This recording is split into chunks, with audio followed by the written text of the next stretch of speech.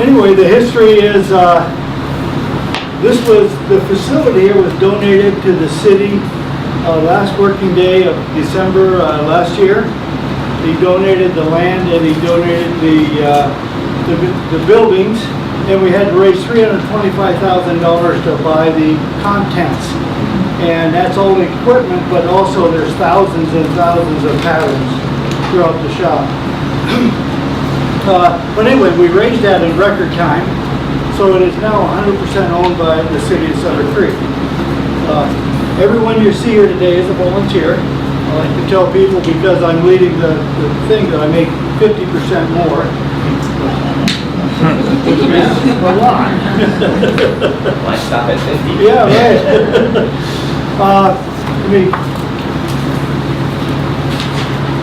That's looking right there.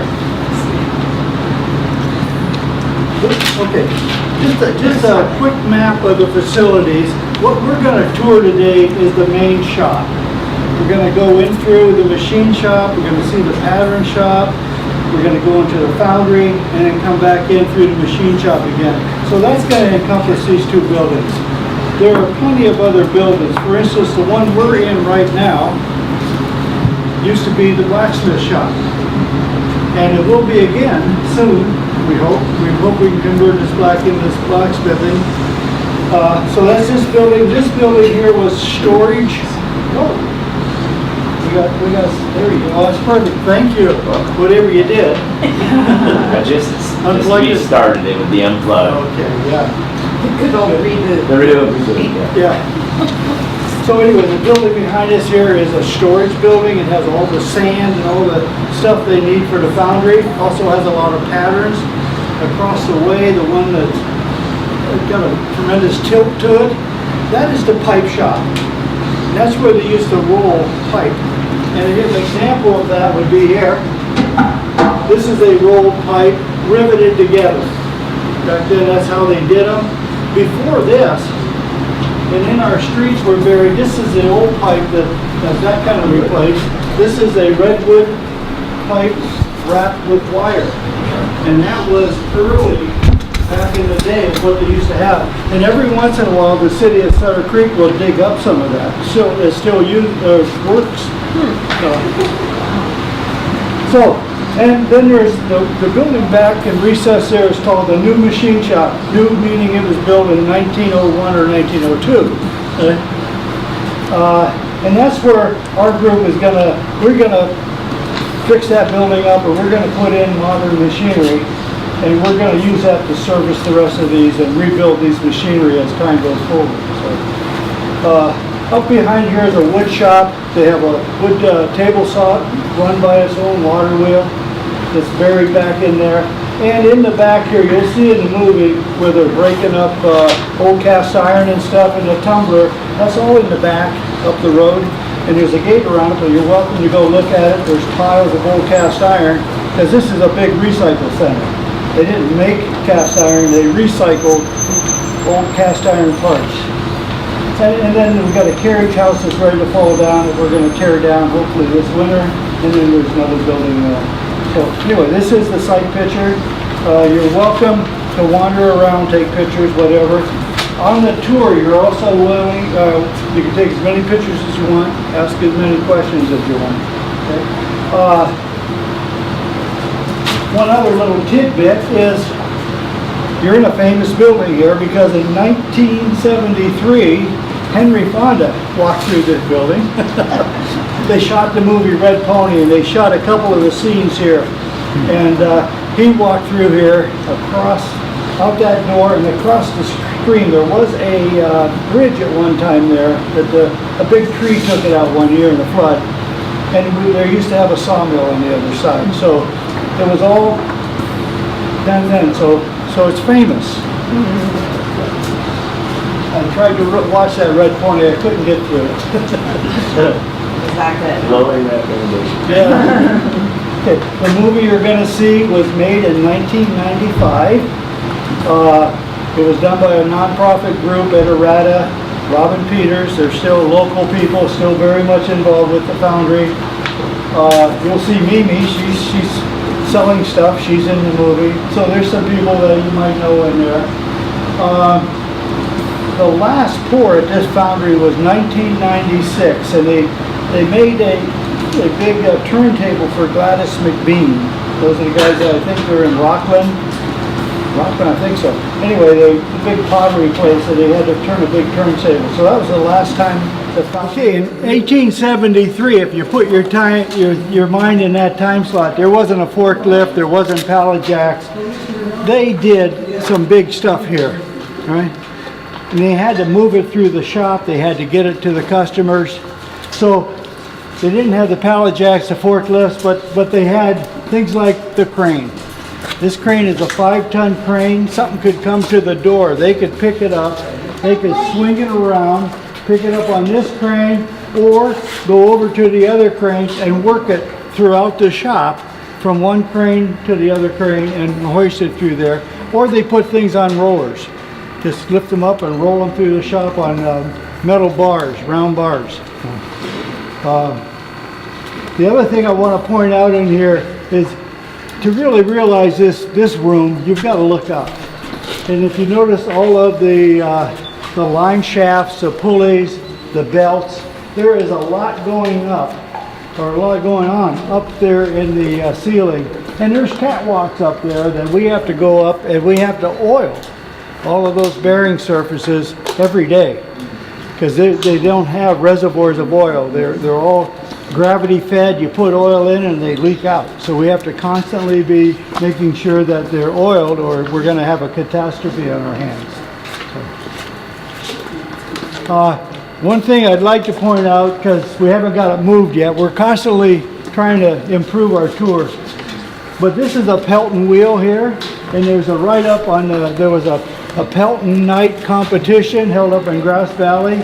If you're interested in that, come back and read that. That kind of tells you a little bit of what went on. And of course, Knight did not win that battle, so he has some negative comments about about it there. So it all goes with the territory. So we're going to go back to the office and we'll talk again. A couple of dates really impacted Knight Foundry. The first one that made a major change was in 1936. Prior to 1936, the buildings looked like this. They were board and batten, so all these buildings had boards on the outside. Nice window decorations. There was a fire. The pattern shop was here, and behind here was the office, a much bigger office than what you see today. The fire in 1936 came down through here all the way to the door. Now if you look up here, you can see remnants, and all through here you can see remnants of the fire. The beams that are charcoal and painted over. And after that they came back and they did the corrugated metal. What year was that? Sorry. Huh? What year was the fire? 1936. Thanks. Yeah. And the big impact to us today is the office burned, so all of that paperwork, all of those blueprints of the master patterns and all the things they designed, we do not have that documentation. So if anybody out there has some, and the documentation I got for such as shippers all came up on eBay, and I either bought them or I copied them. So that's how we're starting to get some of the old stuff. But the office is, this was put in after 1936, nowhere near as big as it used to be. And the other reason for that is, at World War II, they closed all the mines. They wanted all that labor to go into mine producing, or war producing effort. So they closed, and the biggest customer of Knight Foundry at that time was the mines. They were making the stamping mills and the dredges, and they were doing a lot. So that really came right to a halt. And so they no longer needed that big office. So the small office did them well after that, I'm sure. On the outside of our office door, that used to be the main entrance over here. It's dirty, so we didn't come in that way. But one of the bookkeepers was this gentleman. That wasn't good.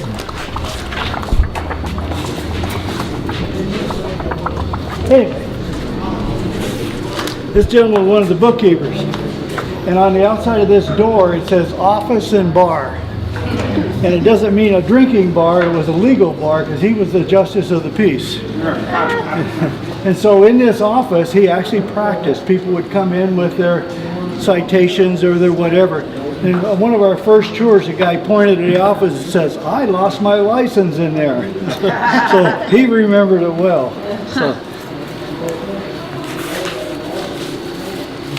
So anyway, what we did is all the shippers and stuff, the office had to do all that. When you start looking at it, they used to run a bill for everybody for the whole month. They would bill their customers once a month. They sold them not only the products they made, but they'd come in for nuts, bolts, and screws because they had a good selection here, and they would resell that to them. The other thing they did is give them credit for cast iron because it's a recycling center. If they brought back iron, they'd put it up in the iron pile and give them credit against whatever they purchased. There's also a catalog, several copies of old catalogs here. So if you want to come back and take a look at some of the products, it's very specific on some of these water wheels. It'll tell you, there's just pages of details. You know, it'll tell you what the horsepower rating is at so much pressure coming in, at whatever, how much drop in the water, whatever it is, it's in those books. And they used to publish that to all their customers. So we can now go back to the pattern shop and we'll meet Joe and Gary. So, welcome. I'm Joe Harrelson. I'm the pattern maker here, and this is the pattern shop. And before we talk about patterns, one of the things that's very special about Knight Foundry, there were actually small foundries and machine shops all through the mother lode, from Grass Valley down to Calaveras. But what makes Knight Foundry unique is that it wasn't just a foundry. They actually designed a complete line of products here. And so anything you needed to mine gold, they made it. And they had, as Ron said, a catalog. They had sales agents. They advertised in trade journals. And they made the complete design here. So they would start in the design office. They'd make drawings of whatever it was that they were going to make as a product. And then a lot of the parts in those days especially were cast, so the next stop is for the drawings to come here to the pattern shop. Now, you'll hear more about casting over in the foundry itself, but casting is a process where we make a mold and then we pour molten metal into the mold and it solidifies and takes the shape of the mold. And there's a lot of different ways to do that. Here at Knight's, they did what they call green sand casting, and so the mold is actually made out of sand, clay, and water, and we have to have a pattern to produce that mold. So here's a typical pattern that they made here. It's a sprocket. It's made out of wood, and basically they pack the sand around this and then pull it out of the sand, and that's your mold. And then when the casting is made, the mold is destroyed, but the pattern remains, and you can make another mold. You can make as many molds as you want from the pattern. So the patterns were produced here. They're made out of wood, and the wood they used is sugar pine. It's a wood that grows locally. And in the beginning especially, everything was done with hand tools. They really only had two power tools in the shop. One of them is this lathe here. This is what we call a pattern maker's lathe, and it's to turn, round shapes out of wood on it. But it has a lot of features that metal lathes have. It has what we call a carriage and a cross slide, because they were working to high levels of accuracy on the pattern, much more so than you would ordinary woodwork. So that's one. It's powered with a water motor back there in the corner, one of many around here. And then we have this larger faceplate lathe here, and this is to do things like big flywheels and pulleys and stuff. You put the wood on there and turn it, and it has its own water motor as well. Here's the water motor, and they use them just like an electric motor. You just hook it up with water and turn on the valve, and away it goes. And so it powered this table saw, which is a later addition, and goes up through the belts and drives the wood lathe. The rest of the work initially was all done with hand tools, with, for example, hand chisels like this, wood planes like this, and this thing, which is pretty unusual. Most people have never seen one of these. This is called a core box plane, and it's basically a hand plane that you use to make a semicircular cut in wood. So you go like this and you just keep rolling it around, and that's a big one. Here is a small one, and the pattern maker that donated, his family donated this tool set to us, he made this. Pattern makers made a lot of their own tools. The principle it works on is, if you can imagine a full half circle, if you take any point anywhere on that circle and draw a line from that point to the two corners, it's always a right angle. And so that plane is a right angle. And it will, so you rough this out and then you can hand plane it and get a true radius that way. It's kind of an unusual tool. This is a pattern I've been working on for a while, and I want to show it to you because it kind of illustrates how they actually do this. This is a pattern for the smaller night water motor, and you can see there's a series of wedges cut out of wood, glued together, and there's actually multiple layers with the joints staggered, and so you make basically a disc, and you put it on the lathe and you produce this contour. And this is half of the pattern. I should show you the other half. There's the complete pattern, and it's in two pieces so that it's easily removed from the sand mold. But you stack up these chunks of wood, put them on the lathe and turn it. So this part in here, that was turned on the lathe. This part here was also turned on the lathe as a separate piece. This part turned on the lathe as a separate piece, and then they're glued together, and then these pieces are cut out on a bandsaw or by hand with chisels, and they're glued together. So you take a complicated shape and you break it down into its simplest geometric pieces that are easily shaped, and then you glue them all together. So sugar pine was the wood, the glue was hide glue, and if you've heard of people saying, I'm going to send my horse to the glue factory, that's exactly what it is. It's made out of hides and hooves and the like, and it has to be heated in a pot. So every morning somebody has to come in early and start cooking the glue because it's used hot and it doesn't keep. So you have to make enough glue for the day and throw the rest away because it starts smelling really bad really quick. So this is the pattern shop. This is where it started. The next step, pattern goes to the foundry. So anybody have any questions? Okay. One question. Thank you. It wasn't really clear on the video. Is it a two-part mold? I mean, how? Yes. Because they have the thing in there, and then they have to take it out, and Exactly. So the molds are in. Yeah, you'll actually see that in the foundry. Okay. But yeah, it is a two-piece mold, and so you mold one side, then you put the second half on, mold it, and then you take them apart and take the pattern out. Is that virtually how everything was done, including like large wheels and stuff? Yeah, pretty much. Some big castings were built. The mold was built in the floor of the foundry. They dig a hole and put bricks in there and plaster it with, they call it loam. It's sand but with a lot more clay, and then they have to bake it. Was the same product always poured into the mold, or were there different metals used? Here it was predominantly cast iron. Okay. That was 95% of it, but they did have a small brass foundry as well. It's across there where you saw the video. There was a oil-fired furnace down in the floor. Okay. And they did brass over there. Brass is hotter than melts at a higher temperature? No, iron is hotter. I think the brass is around 2,000 degrees and iron's 2,800 degrees. We'll be doing aluminum here in the future, and that's about 1,200 degrees. Like gold. Yeah.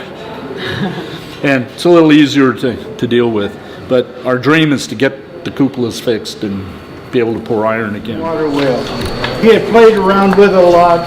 He came to Knight Foundry because he wanted a place to produce his water wheel because he was working on it before. So in 85, or 75, I'm sorry, 1873, 75, he patented it.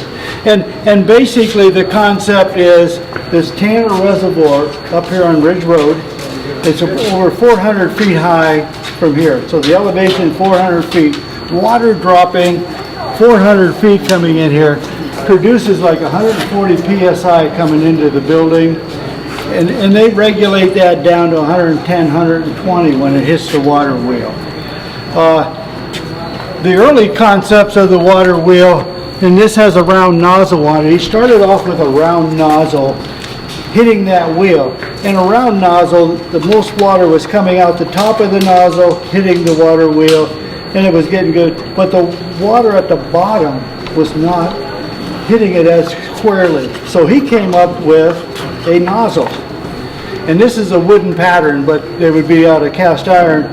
So this design was the water would come in a big pipe, get funneled down into these slits. This would be the curvature of the water wheel. So it could actually hit several of the blades at one time, and this was a big step in getting much more production out of the water wheel.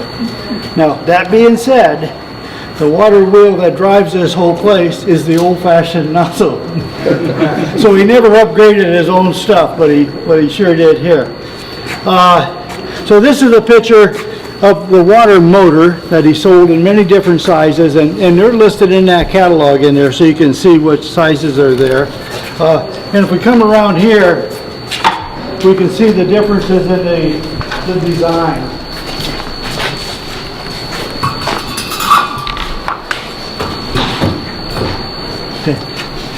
Knight had one bucket, basically a simple bucket.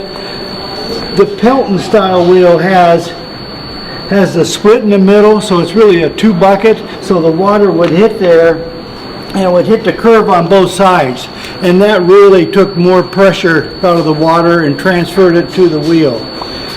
And that's why his wheel was superior to this wheel. The story goes that Pelton was playing around with a Knight wheel, and he had a hose on it, and the hose slipped, and the hose hit the side, and he thought the wheel sped up.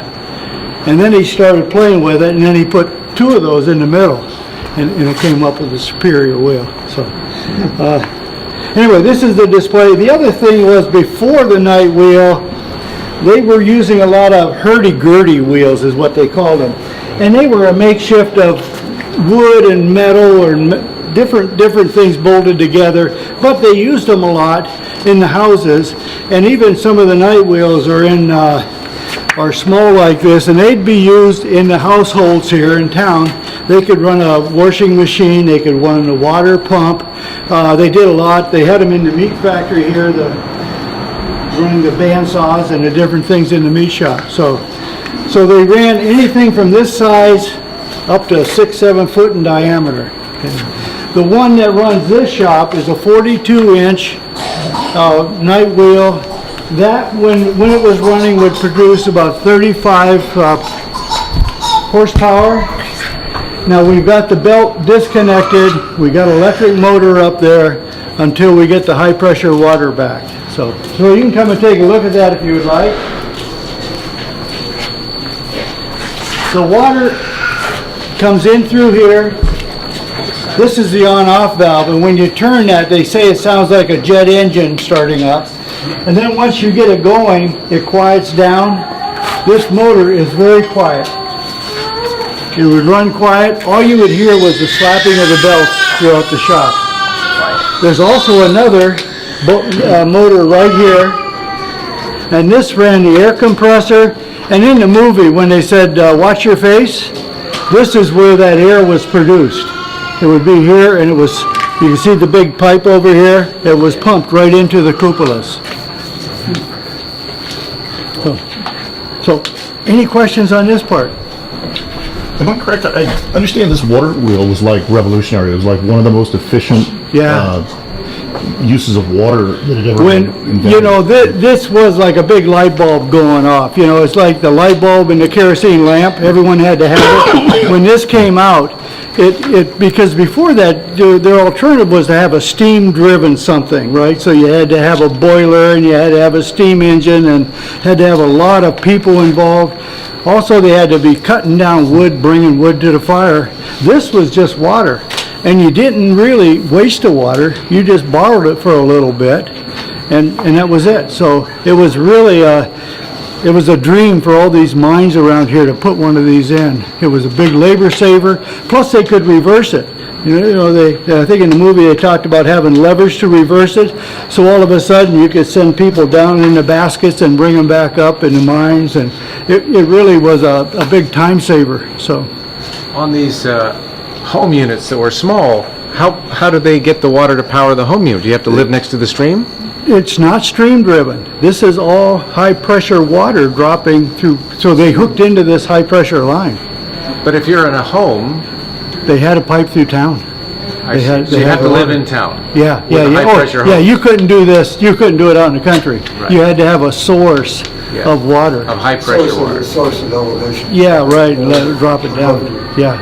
When you say it's a reservoir, is it a giant tank or is it an actual lake? It's actually a reservoir, and if you went up on Ridge Road, it's off to the right back there, still there. Okay. It's just, yeah, it's not Used to be big. fed by a canal, now it's fed by a big pipe. Yeah. And that was your water supply, and you find cattle standing there. Yeah. Back forth, Yeah. about Now, the 50 water years ago. that was used here, temporarily used, would flow down to Ione, and it went down there to the pastures, and it went in the cows. Someone has water rights. The water is still flowing in front of this building, underneath there and going through there, so. So you're just not tapped in right now. Yeah, we just not tapped in, and they do not want us to tap in. The water agency has two different sources. They got treated and untreated. And the untreated is such a small part of their business, they would like to just make it all treated. And those people that are using untreated water, they would just give them treated water at the same fee. And so they don't really want us to become a customer. If they can get a grant that will help pay to convert it, they're going to go to all treated water. And so, you know, we're going to put tanks in the back here, I think, and pumps. So. Okay, think about where you're at now in the shop. You've seen a very technical shop there in the pattern shop. We're going to come back and see another very technical shop in the machine shop where you had to produce something very close tolerances. Now we're going to go into a very high labor intensive shop where they're doing things and it's hot and dirty and dangerous work, but it's a whole different clientele of workers that would do that. Most of these are a man-made product. They used to be made out of buffalo hide and cowhide, but these are not. But how these are held together is by a staple. And the cardboard here, the paper, is just holding them in place. These would be put over there. They'd go into the machine and they would press them down into the thing. And then you'd take two of them, put them together, and then you put a pin through there. Okay. Now the machine here is that one right there. And we just used it the other day because we had to shorten the belt by 2 inches up there because it was going crazy. So we're still doing the same thing, running them the same way. And looks like leather over there. Yeah, there is some leather belts in here. There's some old leather ones. There's all kind of belts. So, welcome to the Foundry. This is the hot end of the business, and as Ron was saying, precision over there. This is just hot and dirty, and it's not crude, but the tolerances are considerably less. And the general idea is that, you know, you saw the patterns, okay, and all of those things. Well, the object is we want those in iron. Okay, we make the patterns out of wood because it's easy to work, but ultimately we want those things reproduced in iron, and they can be real simple stuff, you know, like these little sprockets and things like that. So you get a little more complicated, like these are mortar and pestle molds.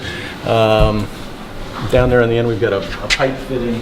And so the general flow here is that to get from there to here, we take that wooden pattern and we need a negative of that. You know, we need a hollow, a container with a hollow space in the shape of that pattern that we can pour molten iron into, and then when it freezes, we bust out the pattern and we end up with the thing in iron.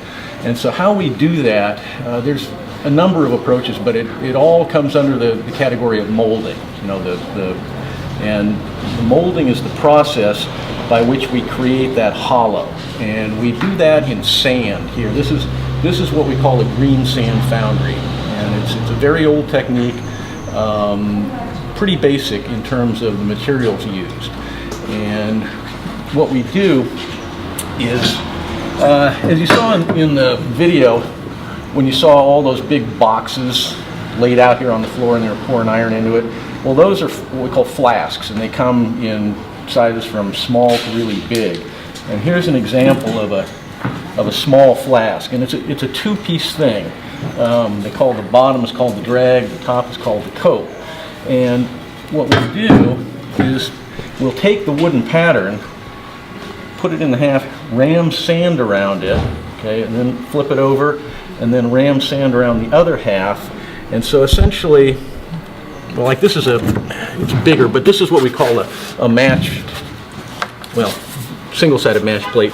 But imagine you put your pattern in here, ram sand on either side of it, so that you end up with a box like this. It's got the sand rammed hard around the pattern, and then you lift it off, okay, and the pattern is typically in two pieces, you know, halves. So half the pattern is in the bottom, the other half is in the top, and then we lift the wooden pattern out.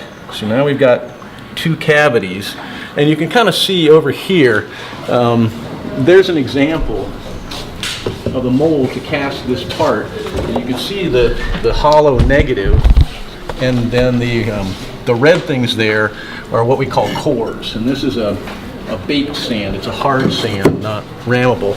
And so when you close that mold up and pour iron into it, you will get, you know, an iron copy of that hollow. And so, you know, that's what you do. You pull the pattern out, close the mold up, and you've made yourself some pouring holes and spouts. And so you pour the iron in and let it freeze. These are just so it stays hollow, so it's not solid, is that way? Right. The cores. Cores are how you get hollows or voids inside. And let me back up and talk a little bit about the differences in the sand. The sand that you ram up around the pattern is what we call green sand, and it's not actually green, it's black. It's called green because it has just a little bit of moisture in it, you know, just enough water. And you have to, you make the sand yourself, you know, you mix it up here. And it's a mixture of silica sand, a little bit of bentonite clay, some other magic ingredients, and just a little bit of water. And you mix it all up, and it, when you have the moisture content just right, you can grab a fistful of this. It's, you know, it's squishable, so you can grab a fistful of this, and you squeeze it hard in your hand, and then it'll hold that shape, and then you try to break it. And if it comes apart, a clean break, then you're good. You know, if it's too dry, it'll crumble, and if it's too wet, it'll just be too gooey. So that's the green sand that you ram around the pattern.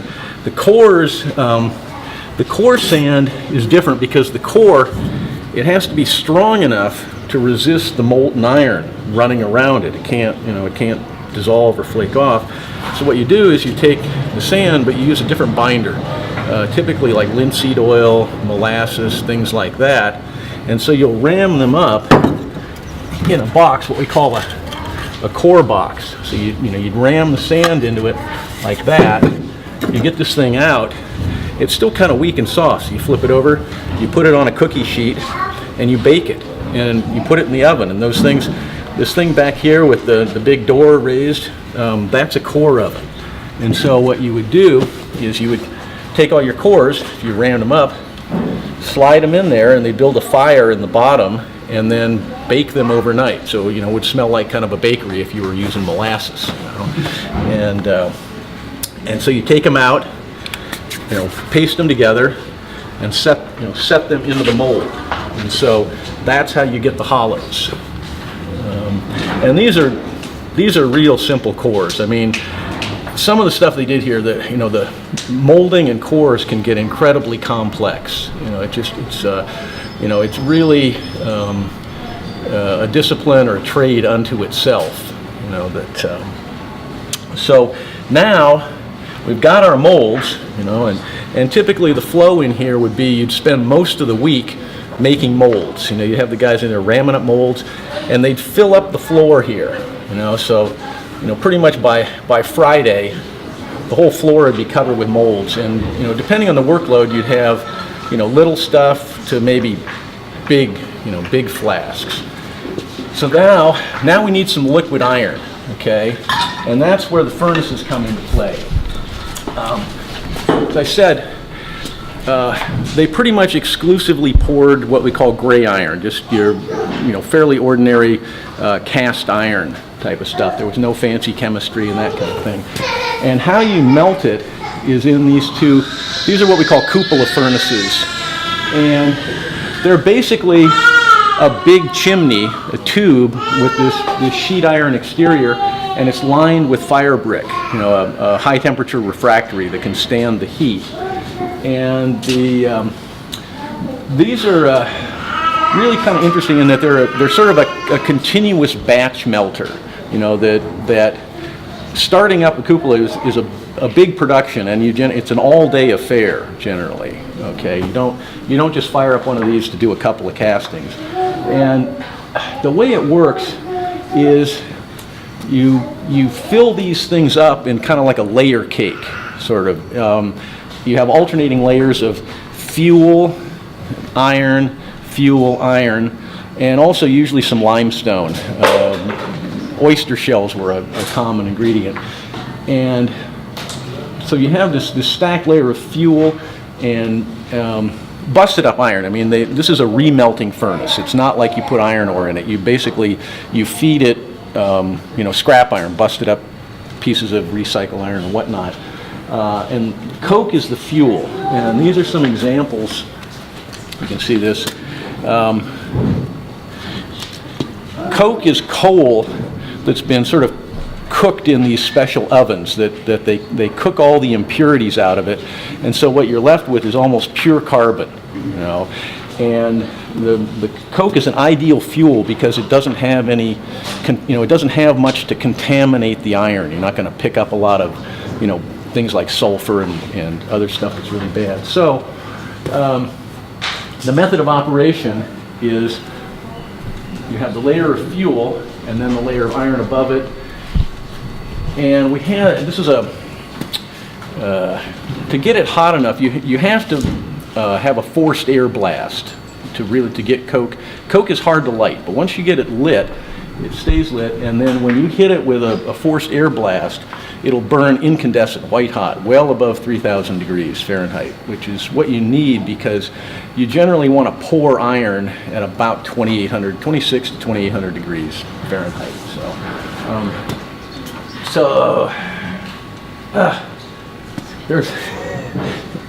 There's a lot you can say about the operation of the cupola, but I'm just trying to give you kind of the overview and a flavor for it.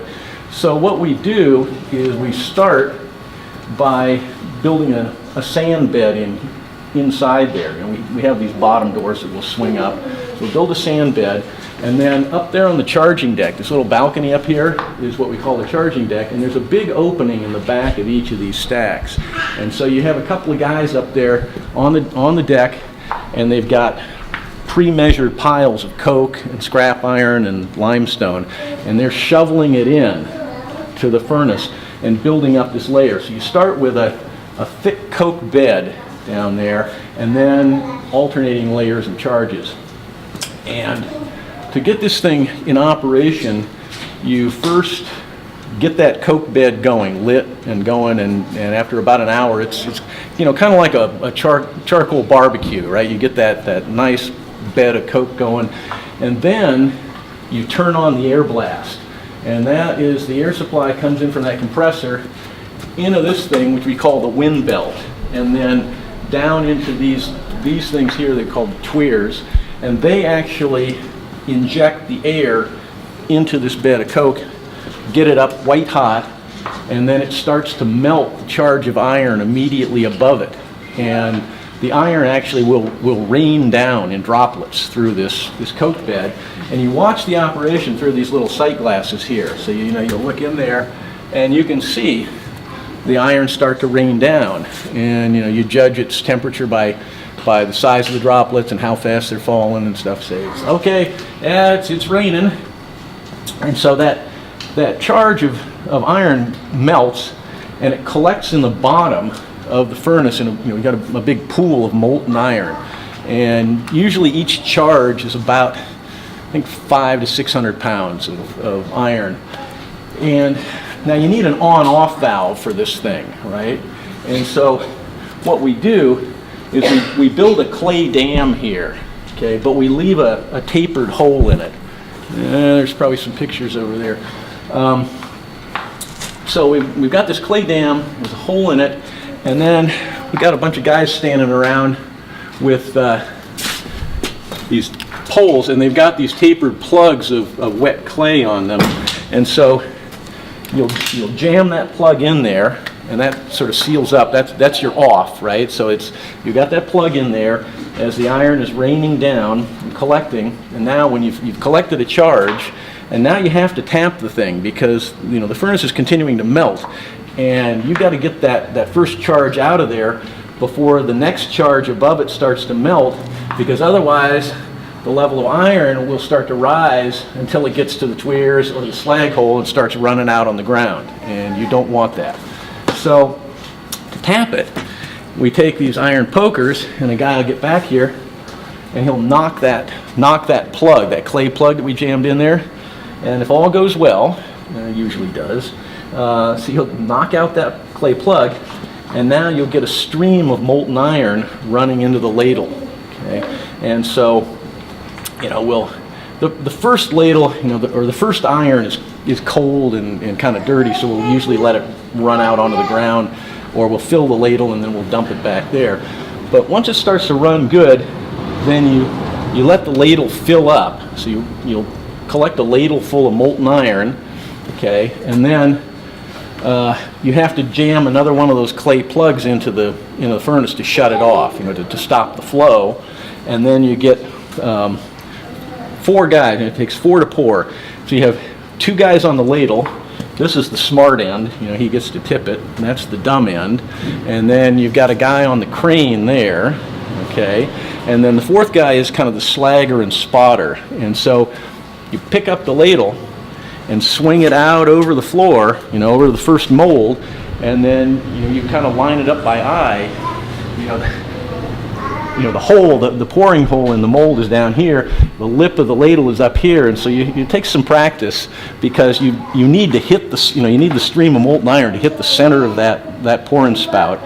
And so you'll pour the iron into the mold until you see it come up in the vent. Now you know the mold is full, okay? You'll swing it over to the next one, and so on, until you've emptied the ladle. And then you'll swing it back into place. By then, you've probably got another charge melted. This is the crew is busy during a pour. There's not a whole lot of standing around. So you'll swing it back, you'll tap it, get another ladle, pour some more, and so this goes on, for the better part of the day. As they say, we pour the floor, right? So and then, by the end of the day, you've poured all the molds. This place is probably at about 120 degrees and close to 100% humidity, and then you'll shut the furnace down. But in the meantime, though, usually everything goes fine. I mean, the rules, what to do and what not to do in an iron foundry like this are pretty well understood, and the crew knows it, and as long as you do things according to the rules, not much can go wrong. Okay, you still have, you know, mishaps that something we call runouts, and that is sometimes, for various reasons, those two-piece molds, there may be a weak spot where you'll fill the mold with molten iron, and then you'll get it'll start to leak, you know, and so you'll get molten iron running out of the mold, and you know, usually, even if it lands on your boot, it's not that big a deal. You know, you shake it off and whatnot. But you have to try to stop that run out, or at least, you know. The problem here is when it hits the concrete. You see all these sort of little divots and pock marks in the concrete. Well, those were caused by molten iron hitting the concrete and instantly sort of spalling it and causing the concrete to sort of, you know, explode. And so that's bad. Generally, you want to, you know, have buckets of sand or whatever to pour on this stuff. So, you know, runouts are sort of the most common mishap that can happen. The other is gas explosions. Okay, that when you fill these molds with molten iron, the heat in the sand evolves gases that are flammable, and so one of the jobs of the fourth guy is to go along and light, you know, ignite those gases so you burn them off as a flare, because if you don't, they can accumulate in the mold in the sand and then just sort of ignite and explode and blow sand all over the place. You know, it's usually just startles you. You know, you usually don't have big explosions, but it's always a kind of a shock. So anyway, as I said, so you do this all day. You've got a floor full of molds, and it's like, okay, well, we're done. Now we have to shut the furnace down. Okay, and you still got most of that big white hot first bed of coke, and you've got, you know, maybe part of an unmelted charge and a lot of slag and just stuff in there. So those doors on the bottom doors that have been propped up all through this, you knock the support pin out, the doors swing open, and now you get this big lump of glowing, you know, white hot coke and slag and some iron and whatnot that lands under the furnace there, and you got a couple of guys with hoses, and you basically hose the thing down with water because you're trying to cool it down, because, you know, intense radiant heat coming off of this thing, and you know, you need to get that thing shut down. And then once you've got everything sort of under control, then it's okay, fine. Everybody goes home, and we wait for the stuff to cool. You know, and usually that means coming back on Monday. Little stuff, you know, small flasks may take only a few hours before you could shake them out of the sand. But some of that big stuff, you know, you saw them pouring some big stuff in the video. It can take days for that stuff to cool down. And so then the crew comes in. They bust out, you know, they take the molds, they bust out all the sand from around the castings, and which is sort of a royal mess. I mean, normally this place is pristine now, but normally there's sand everywhere. You know, I mean, there's a big mountain of what we call the heap sand in the corner, and there's just sand everywhere. And you break all these molds out and try to clean up the sand, and then you've got all these rough castings with all their risers and sprues, and you've got to knock all those pieces off and clean them up and so on. And then the cycle starts over again. You know, the molders are busy making up a whole, you know, new molds. You've got to repair the furnace. This process is destructive of the lining, you know, and so you'll send the apprentice inside there to chip out and patch and stuff like that, and that's pretty much the routine. You know, it's hot, tough, dirty work, and then the castings then, after they're cleaned up, go back next door to the machine shop to actually get turned into finished products. And that's probably Ron's next stop. Yeah. I do have a question. Oh, okay, shoot. Do you know what the pay structure was? Is it safe to assume the person pouring the mold, because you had to be so precisely paid more than someone shoveling the? I don't know. There was a definite hierarchy to it. You know, you'd have a foreman, and then the molders probably. I don't know. I mean, it depends on at what period. You know, if you had at its peak, if you had a bunch of guys, like say you had 10 or 15 people in here, then there would be different sort of job descriptions. You might have guys who were molders full time, and guys that were, cleaners and stuff. But I think for the later years of the foundry, you didn't have enough people to have that kind of specialization. The jack of all trades. You had to cover everything. So the pay scale then tended to maybe be more on seniority, and that kind of stuff. And feel free to come back and after you've seen the machine shop if you got any foundry questions.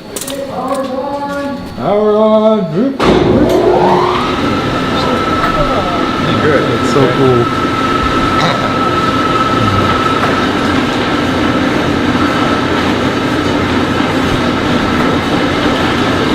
So, as you may have already been told, this wasn't just a foundry, it was an integrated manufacturing facility where they designed machinery, made the patterns, made the castings, which they did which they cast in the foundry. Then the castings had to be finished in the machine shop. Holes had to be bored to be round of the correct size. Machinery needed to have shafts and things like that made. Surfaces had to be planed flat. All of the traditional things that are done in a machine shop, and Ron will be showing you some of the other processes. But here we have two of the shop's lathes. This machine here was built probably as long ago as the 1850s. The story is it was originally in a shop in San Francisco, and the foundry bought it when they started work here in 1873. So it must have come around Cape Horn to San Francisco when it first came to California. And you can see it's an unusually long bed lathe, and the foundry took advantage of that at one point by making it here in the foundry a carry, tailstock, and headstock. So they got this end's original. They added that end. They got two lathes out of one. Now to turn this on, we don't flip a switch so much as we'll move that belt from that pulley that's freely spinning on the shaft to the one next to it, which is attached to the shaft. Let's see.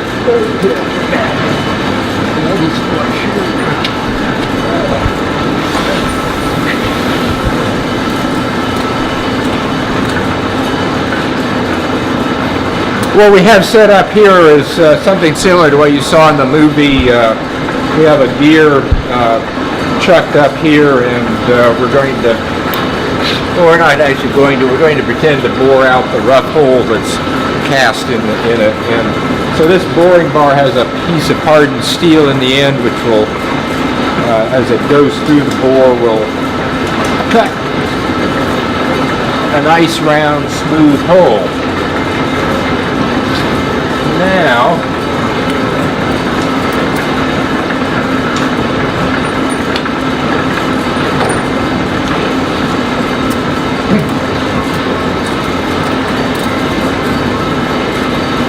back then, micrometers were not a common measuring instrument in a shop like this. So, say if they wanted to bore that hole to fit a shaft of this size, they'd measure this with these outside calipers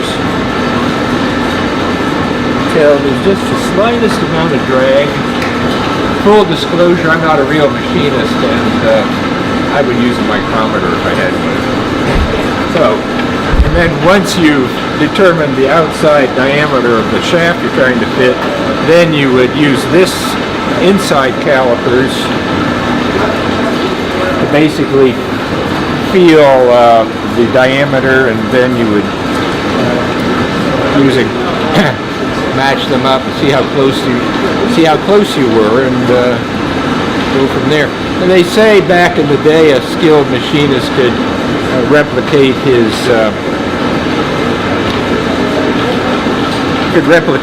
within about 5/1000ths of an inch, which isn't bad at all for this kind of technology.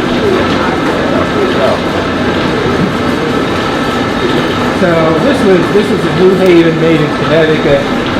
Blaisdell was made in Worcester, Massachusetts. This is later machine built probably in the mid 1870s. Okay. Any questions? No questions. Okay. Go over it. Okay, Ron.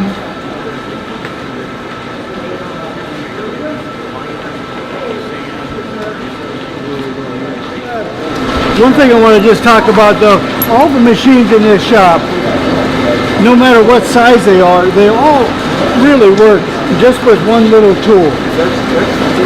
This is an old style tool that was cast out of old metal, and this is a more modern with some high strength steel in it. And that's the tool bit here. So this is a shaper. Now, in a machine shop, you're either doing round parts, which is on the lathe, or you're making parts flat. You're doing parts on the horizontal. You're also drilling holes. Okay? So the shaper and the planer are similar machines, except usually the planers are bigger. And in this case, the tool bit moves, and over there, the part moves. So I'm going to turn this on. The same concept. You notice the pulley over there, it's on a moving pulley. It's going to go over. Whoop, come on, there you go.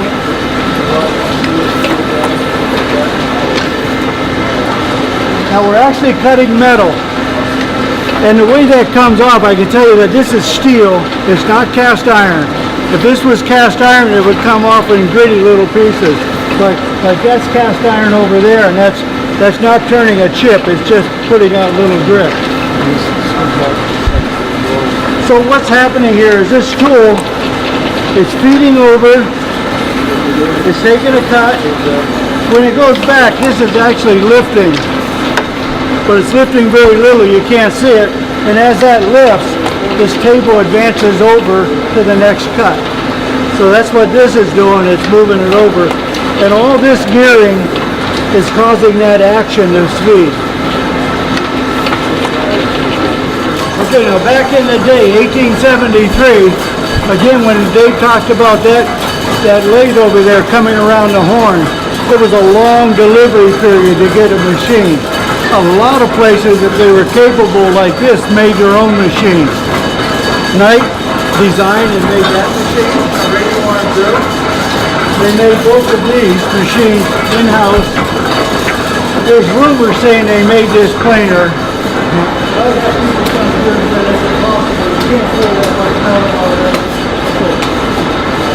After the fire, I can't find the print, so I can't prove it. So, but this is a bull lathe.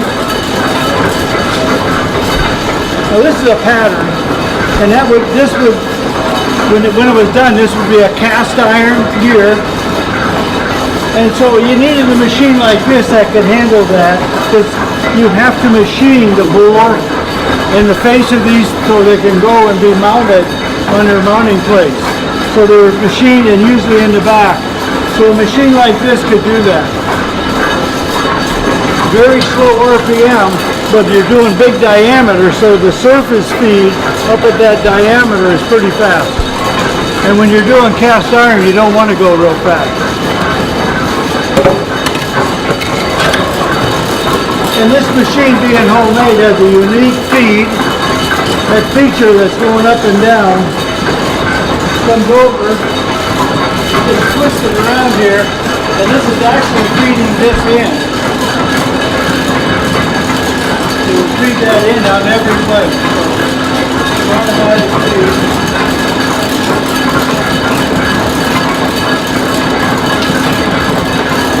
Okay,